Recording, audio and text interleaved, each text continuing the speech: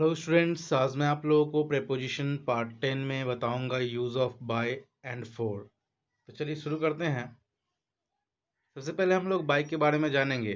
तो यहाँ पे बाय का पहला मीनिंग क्या दिया गया है? पास में, मतलब कोई किसी के पास में नज़दीक में बैठा हुआ हो, ठीक है, या कुछ कर रहा हो तो उस केस में यूज करते हैं। जैसे यहाँ पे सेंटेंस है, गो मतलब जाओ, एंड प्ले और खेलो, बाय हर मतलब उसके बगल में, उसके पास में, उसके नज़दीक में, ठीक है। तो वही यहाँ पे लिखा गया बाय हर साइड, मतलब उसके साइड में। तो एक हो गया पास में। दूसरा मीनिंग हम लोग देखेंगे द्वारा, ठीक है।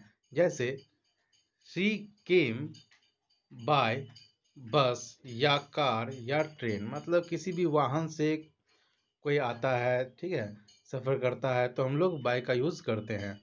तो शी केम बाय बस, कार, ट्रेन, कुछ भी यहाँ पे हो सकता है। उसके बाद तक का मीनिंग आता है। जैसे finish this work by 5 o'clock, मतलब इस काम को फिनिश कर लो 5 बजे तक, ठीक है। तो बाय का एक मीनिंग क्या हो गया? तक। उसके बाद हम लोग देखते हैं, सॉरी, उसके पहले एक और चीज़ बतला देना चाहूँगा। जैसे बाय 5 o'clock हुआ, अब मान लीजिए 5 o'clock नहीं लिखना है तो आप बाय टुनाइट कह सकते हैं, मतलब आज रात तक कह सकते हैं, ठीक है। या टुनाइट भी हटा दीजिएगा तो बाय टुमारो कह सकते हैं, मतलब कल तक, ठीक है। तो ये तक का मीनिंग एक आता है। उसके बाद हम देखते हैं अगला मीनिंग है एजेंट से पहले, मतलब कोई काम जो करने वाला व्यक्ति होता है उसके पहले।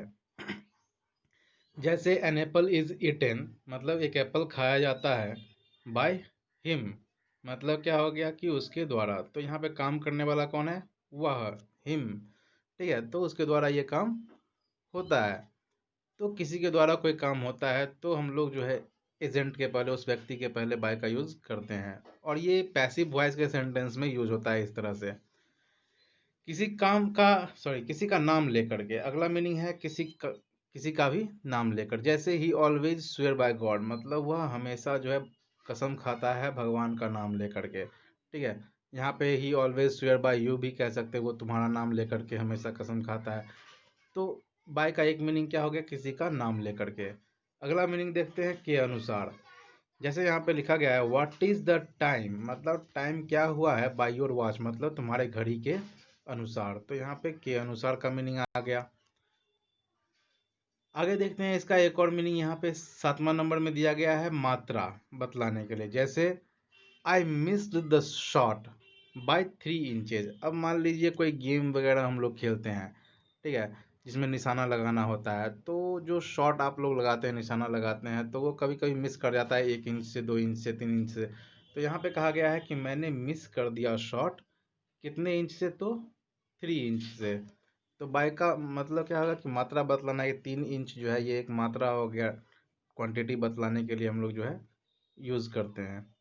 आगे बतलाया गया है के हिसाब से, एक मीनिंग ये आ गया। जैसे दे पे अस बाय द डे, मतलब क्या हो गया कि वो लोग हमें पे करते हैं दिन के हिसाब से, ठीक है। तो के हिसाब से एक मीनिंग आ गया।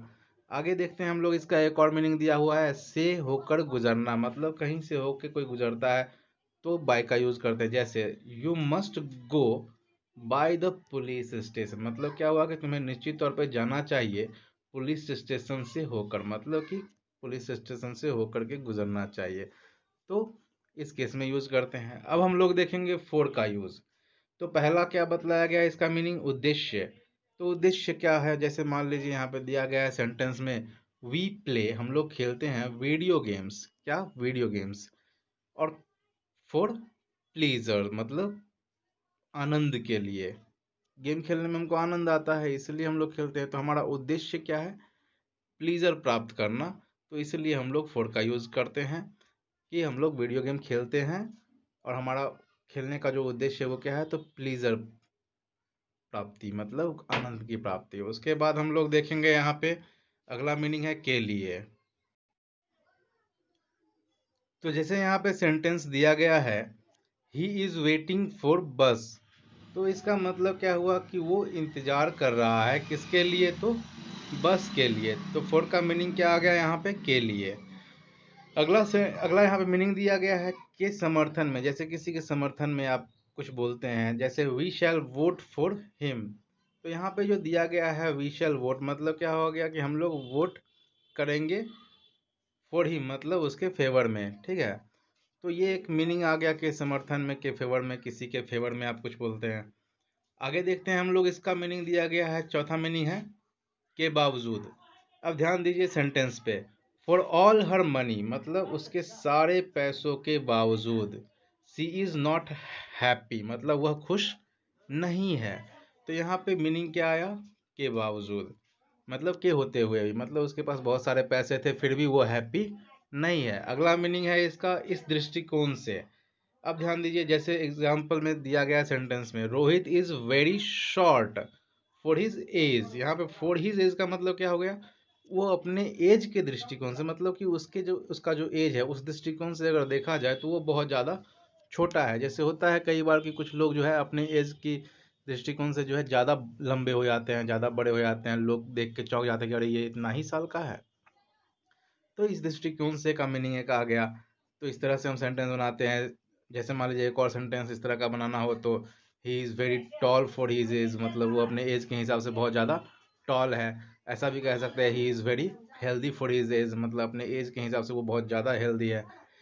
अगला मीनिंग आता है की अवधि तक, मतलब किसी समय की, किसी समय सीमा तक। जैसे शी लिव्ड देयर, मतलब वह वहाँ रही, फॉर 10 ईयर्स, मतलब लगभग 10 साल की अवधि तक वो वहाँ रहे। तो एक मीनिंग आ गया ये, की अवधि तक, फॉर 10 ईयर्स। इसी तरह से अगला है, यहाँ पे दिया गया है कीमत। जैसे हम लोग किसी चीज़ की कीमत बताते हैं तो उस केस में हम लोग फॉर का यूज़ करते हैं। जैसे शी बाउट इट, मतलब उसने यह खरीदा, फॉर 6,000 रुपीज़, मतलब 6,000 रुपये की कीमत में। तो एक ये मीनिंग आ गया। मैथमेटिक्स के सवाल में भी आप फॉर देखते होंगे, यूज़ किया जाता है कॉस्ट के साथ। तो इस तरह से आप इसका यूज़ कर सकते हैं। वीडियो पसंद आया आपको तो इसको लाइक कर दें और चैनल को सब्सक्राइब कर दें।